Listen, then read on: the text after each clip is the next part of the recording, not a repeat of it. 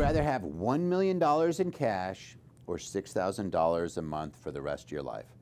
So I saw this question on X, here's the clip, and the comments were absolutely nuts. One side says, takes the million, invest it, it's really easy. The other side says, take the $6,000, you hit $1 million in 14 years anyway, and then it's all gravy. And then there's always one guy in the comments who says, well, what if I'm 79? Quite honestly, that guy may be the smartest person in the room because it's not a math question. This looks like a math question, but it's really a question about age, taxes, inflation, risk, how long you're planning on sticking around too. And by the end of this video, you know exactly how to look at it, not because of internet bro math, but with actual framework. I'm Toby Mathis, I'm a tax attorney. Let's break it down. And by the way, if you like videos where we take money questions that sound simple, rip them apart, and show what's really going on, hit subscribe. That's what we do here. Now, first thing, stop comparing these two like they're the same thing. They're not. $1 million in cash is a pile of money. You control it, you can invest it, you can spend it, you can lose it, you can leave it to your kids. You can put it in real estate, you can put it in stocks, you can put it in a business, you can put it in bonds, you could buy education with it, whatever you want. $6,000 a month for life is not a pile of money. It is an income stream. In the insurance world, that's basically what an immediate annuity does. You give up control of the pile, and in exchange, you get a guaranteed check for as long as you live. The pile is gone when you're gone. So this eliminates any legacy planning with the $1 million. But you're also taking away the 40% drawdowns, the market drawdowns, the stomach twisting churn drawdowns, the sequence of return risk in exchange for something guaranteed. So the real question is not which one is better. The real question is, do you want control of the pile or do you want a paycheck that you can't outlive? That's the decision. Growth and control on one side, guarantee and longevity protection on the other. And once you see it that way, half the confidence in the comment section, all these people, it's like, it's definitely this, or it's definitely that. No, that goes away because it's weighing those two. So let's deal with the two arguments everybody kept throwing around in the comments. Argument number one, it takes 14 years for $6,000 a month to equal $1 million, which is technically true. $6,000 a month is $72,000 a year. $72,000 a year times 14 years is just over $1 million. So people say if you live longer than 14, take the monthly payment. Sounds smart, but it's not, because it ignores the time value of money or what that dollar is also generating. A dollar today is not the same as a dollar 14 years from now. A dollar today at 3% inflation will be worth like 66 cents in 14 years. Plus, a dollar today can be invested. A dollar today can buy more. A dollar today is not being eaten by 14 years of inflation gobbled up. So yes, 14 years may be the nominal break-even, but nominal break-even is not how wealthy people make decisions. That's how broke comment sections make decisions. Argument number two, you only need a 7.2% return to match it if you take the pile. So just take the million and buy the S&P 500. Like it's averaging 10%. Well, that's closer, but it's still not right. And here's where people mess this up. $6,000 a month is $72,000 a year. 72,000 divided by 1 million is 7.2%, but that's not automatically your return. That's the payout rate. And there's a big difference. An annuity payment is not pure interest. Part of the check is interest. Part of it is your own principal coming back to you. So saying 7.2%, therefore I'm earning 7.2%, it's wrong. You're not earning 7.2% unless you live basically forever, which you won't. The real return depends on one thing, how long you live. That's why this question is really a bet on longevity. I'll give you how to look at it. You're giving up $1 million. In exchange, you receive $72,000 a year for life. When you ask what return did I actually earn, based on how many years I collected payments, that's called an internal rate of return.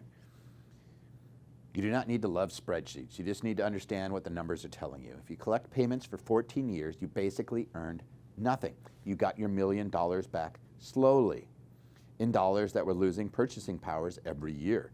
If you collect for 20 years, your effective annual return is roughly 4%. If you collect for 25 years, it's around 5.4%. If you collect for 30 years, it's around 6.2%. And if you somehow live forever, like if the closer you get to infinity, that's as close as it gets to 7.2% payout rate. The 7.2% is the ceiling. So now look at it honestly. If you take the monthly income and die early, it was a bad deal. If you live a long time, it gets better and better, but not massively great. If you live a very long time, well, we're getting closer to that 7.2% without any risk. And this is why age and health matter more than almost anything else in this decision. A healthy 54-year-old should not look at this the same as a 79-year-old with health issues.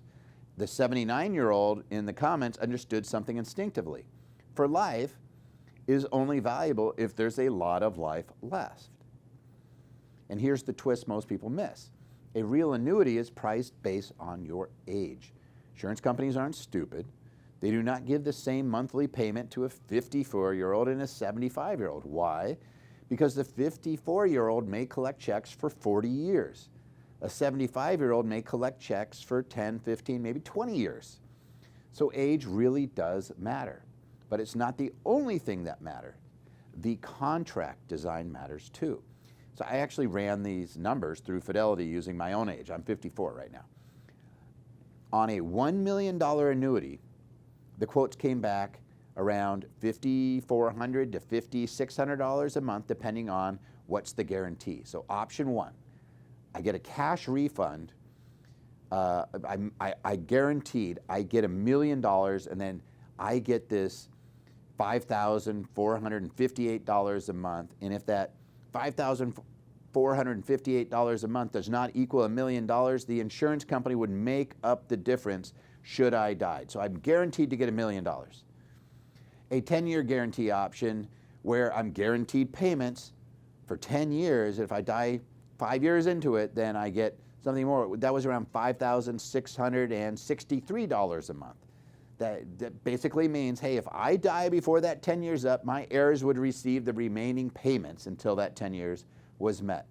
And by the way, there's also a 20-year guaranteed option that was giving me $5,400. It was $5,424, $5,424 a month, and it was a 20 years. So if somebody offered me $6,000 a month for life at my age, that would be better than the quotes I'm actually seeing in the marketplace. And now let's compare that to a 75-year-old. I ran those numbers too. At age 75, Fidelity was showing around $7,400 to $7,600 a month for the cash refund and the 10-year guaranteed options.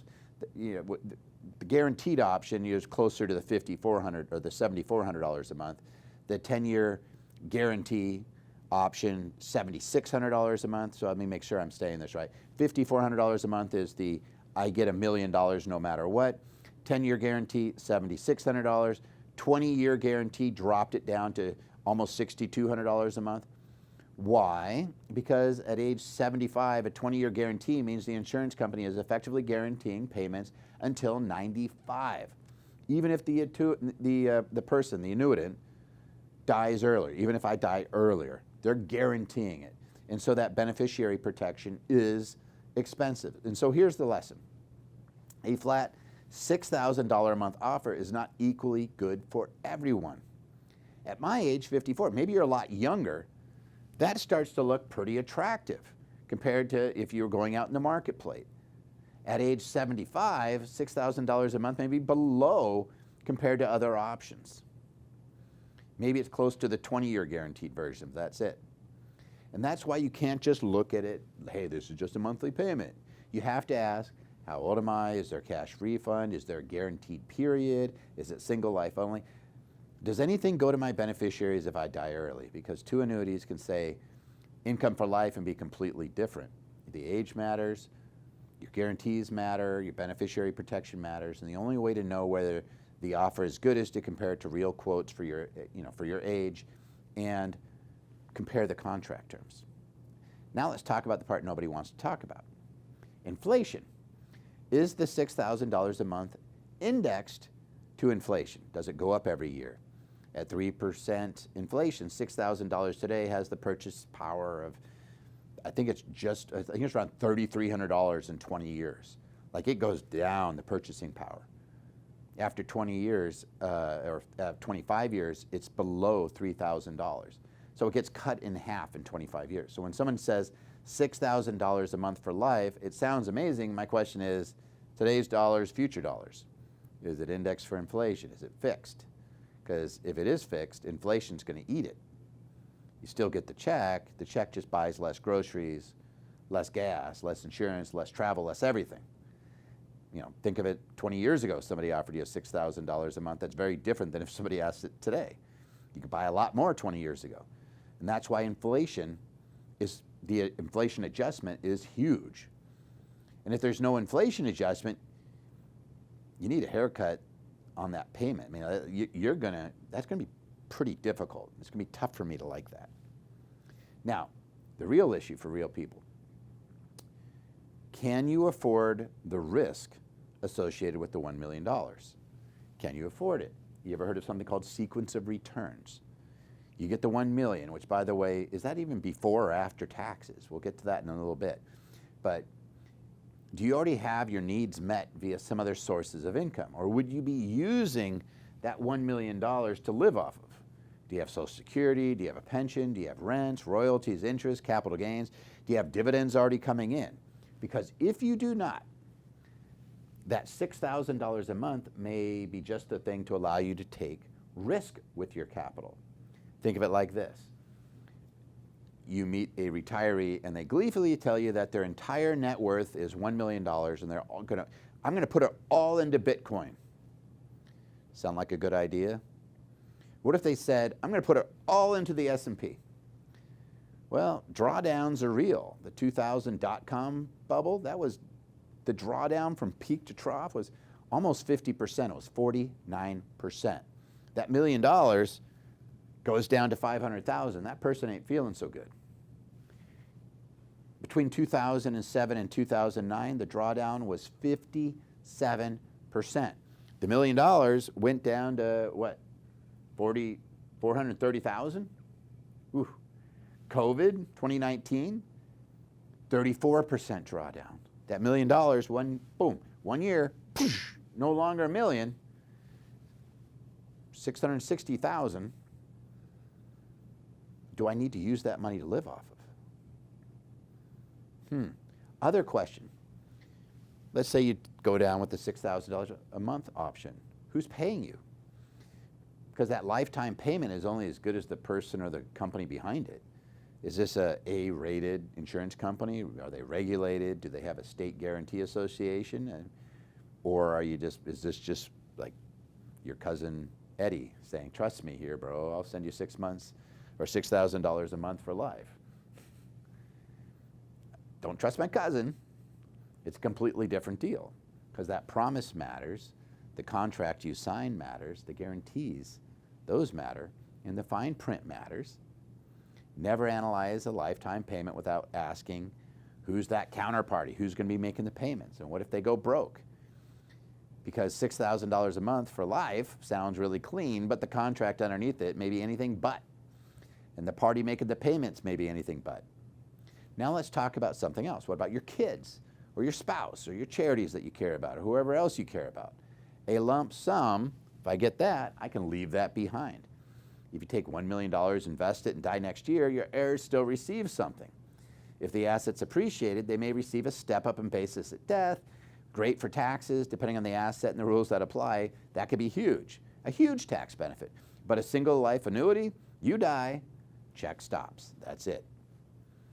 You could take the annuity, get hit by a bus in a month or two, and your family gets nothing if there's no refund or guaranteed feature or survivor benefit. Now you can buy annuities with certain guarantees. You can have the period. Hey, I get a guarantee, like the 10-year and the 20-year cash guarantees. You could even have joint life annuities. You could even have the refund features. Hey, if I die right after doing this and it hasn't met the million, the million pays out. But guess what? Those features usually reduce the monthly payment. There's no such thing as a free lunch, right? So if you're leaving a legacy, that really matters. The lump sum becomes way more attractive.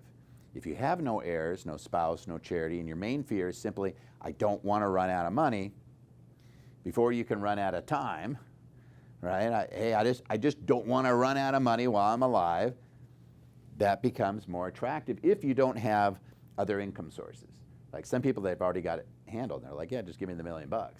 Some people are like, I am living hand, month to month. This gives me security. I might take that. Different facts, different answers. But now let's be brutally honest. Some people should never be handed a $1 million. I know it's not politically correct, but it's true. You give some people $1 million and 10 years later it's gone. It's the lottery syndrome. We've seen it. They have more bankruptcies, people that win lotteries and get windfalls, than the regular population. Why? Well, they're going to go out and buy a boat with it, a car. They're going to open up a bad business. They're going to buy fart coin. Stop doing that. They're going to loan it to their brother-in-law or anybody else. They're going to buy a vacation home they should never have bought, and suddenly the $1 million better investment just disappeared. Poof. That is where the annuity has value that a spreadsheet does not see. It's called guardrails. It turns the pile of money into an income floor that no matter what you do, you can't screw it up. You can't put it all into one bad deal. You can't have somebody just take it all. You can't have a friend talking you into, this is an opportunity of a lifetime. For some people, the guarantee is not just financial, it's behavioral protection, and there's no shame in knowing that about yourself. The first financial plan is one that assumes you're a robot when you're not. Now we get the part where I live. Taxes. Because taxes can completely change the answer. Let's start with the lump sum. Where did it come from? Is it a lottery prize, bonus, lawsuit settlement, taxable windfall?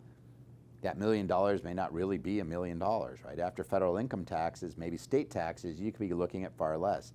600,000, 500,000, maybe less. So before you compare $1 million to $6,000 a month, say, is that pre-tax or after tax? Because it's a big difference. Now, if it's already taxed money and you invest it, you still have more control. You may receive things like qualified dividends that get long-term capital gains rates. You may just have long-term capital gains. Or you could just, hey, I'm just not going to pay tax. I'm going to let whatever my investments grow. Maybe it's real estate, maybe it's stock, and I just borrow against them tax-free rather than sell. And if you hold those appreciated assets until death, your heirs may get a step up in basis so they don't pay any tax. That's tax control. And then you look at the annuity. If it's a non-qualified annuity purchased with after-tax dollars, part of each payment may be treated as tax-free return of your own money. It's like it's based on $1 million, right? And if I get that $1 million back and I already paid tax on it, I'm not going to pay tax on that part again. But part of it is taxable income. And there's an exclusion ratio. There's an Internal Revenue Code, Section 72, that covers this. So the whole payment may not be taxable in the early years. But if that annuity is inside of an IRA or a pension or some qualified retirement account, you get a teacher's annuity, that's what you're getting. Now we have a very different animal because those payments, those are generally ordinary income. They're taxable unless you have some sort of basis. Every dollar you stack on top of the other, on top of your income, and it's taxed at the highest bracket that you're in. That could also push more of your Social Security into taxation. It can push you into higher Medicare premiums through the RMAA. It can create what I call a retirement tax torpedo. So when someone online says $6,000 a month is better, my response is before or after tax. Because if you don't run it after tax, you're not really running it. You're guessing. So here's your checklist. Number one, how old are you? The younger you are, the more value those lifetime payments can become. If the payment is generous for your age, you might be really tempted to take it. Number two, what is your health? If you expect to live a long time, the annuity gets better and better. If your life expectancy is shorter, it's a no-brainer. You take that lump sum. Number 3, is the payment fair compared to what a real annuity quote would give you? Do not compare it to, hey, I really feel this is good. No, compare it to what the actual marketplace offers. Go out and shop it and say, hey, $1 million or this, well, what would, go out and get a quote on $1 million annuity. Number 4, is that annuity adjusted for inflation? Because if it's not, you're going to have to reduce the real value in your mind because it's going to lose purchasing power. Number 5, who is guaranteeing the payment? The promise is only as strong as the payer. Number 6, do you care about your heirs? If yes, the lump sum may have some major advantages for you, right? If you don't care about your heirs, adios, the annuity might be better. Number 7, what are the tax consequences? Look at pre-tax versus after-tax, flip that thing around. And number 8, do you already have guaranteed income? Because if you have a whole bunch, I have Social Security, I have a pension, I have rental income, I have a bunch of dividends that come in, I have reliable cash flow. You don't need another guaranteed paycheck, right? You can endure a drawdown. Like drawdowns suck. We know that they go away, that you're going to make it back over time. Like if you put it, the S&P is up, right as I do this today, we're at more historical highs. And historically it's over 10%, but there's these huge drawdowns. If you don't have to sell during a drawdown, it doesn't hurt you. So if you have other income sources, then this is great. I can absorb it. I can take that risk. If you have no income floor, hey, I can't, then that annuity might be more valuable because you never want to be forced to sell something that just so that you can live. Number 9, I can ask you, can you be trusted with the lump sum? Let's be honest, the best investment return in the world doesn't help you if you just spend it all. Immediately bought a Lamborghini and a new house. Well, you're going to have to support those things. Those are like children. They cost a lot of money. Now here's the part most people miss. And by the way, I wrote a book called Infinity Investing, focused on creating perpetual income streams. I'm kind of partial to that idea. We teach classes on investing stocks, real estate, and other income producing investments. We do that for free, by the way. And I'll just say that you've watched this long. If you want a free copy, an e-version of the book, you can buy it on Amazon otherwise, and you want to learn about our free classes, just type free book in the comments, and I'll send you a link. So if you type free book, I'll send you a link so you can download and get free access to Infinity Investing, an ebook version, and you also get access to the free classes. I'll put a link in the show notes too. Yes, it is a free book. It was a bestseller on Amazon, and it did win a Global Book Award gold medal. So it's not just crud. It is a legitimate book and course. Just type free book in the comments. Now, the wealthy rarely think in either or terms. I'll just say they want both. They don't ask, should I take the pile or the paycheck? They ask, how do I create security and keep the upside?